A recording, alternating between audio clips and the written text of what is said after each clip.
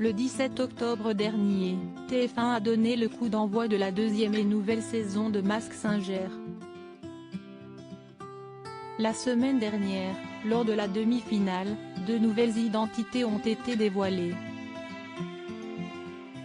Celle de Basile Boli qui se cachait derrière le costume du requin. Quant à l'araignée, les téléspectateurs ont découvert qu'il s'agissait de la belle Karine Ferry. Pendant l'émission, elle a rendu un discret hommage à Grégory Le Marchal en interprétant Show Must Go On, un titre que le chanteur affectionnait tout particulièrement. Ce samedi 28 novembre, TF1 diffuse la grande finale de Mask Singer. Parmi les trois finalistes de la saison se trouve le Dragon. Et depuis le début de la compétition, cette personnalité espiègle séduit autant qu'elle intrigue.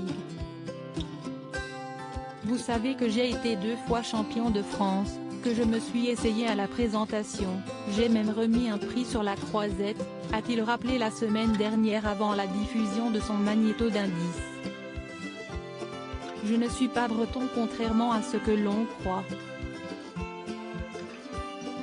Mes débuts, je les ai faits en duo. J'ai toujours aimé être en duo.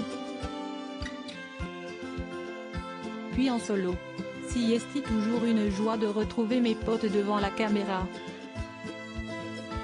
Je ne suis pas le genre à passer mes soirées en boîte, mais vous connaissez mon incroyable déhanché et Chin aussi le connaît. Jarry connaît son ex. D'autres indices ont été donnés pendant la soirée, notamment sur le costume du dragon. Si vous avez des doutes sur mon identité, un signe peut les lever. Si est-il quelque chose que vous connaissez tous, a-t-il dit avant de montrer un signe inscrit sur sa coquille. Il s'agirait du signe astrologique du Gémeaux. Face à ces nouvelles révélations, les enquêteurs ont laissé tomber la piste d'un chanteur, se dirigeant plutôt vers un ex-membre du groupe Ministera. MER, à savoir Doc Gynéco, Stomy Bugsy ou Passy.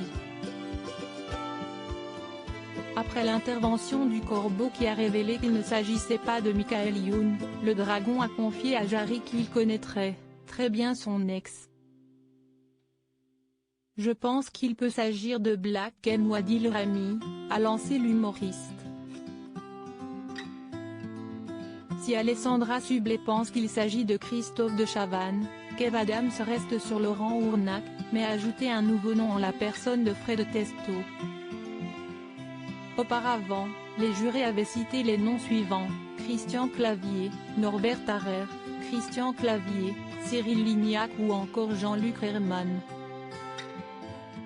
Avec un jury totalement perdu sur l'identité du dragon, autant dire que la personnalité qui apparaîtra lors de la finale créera assurément la surprise. Par Clara P.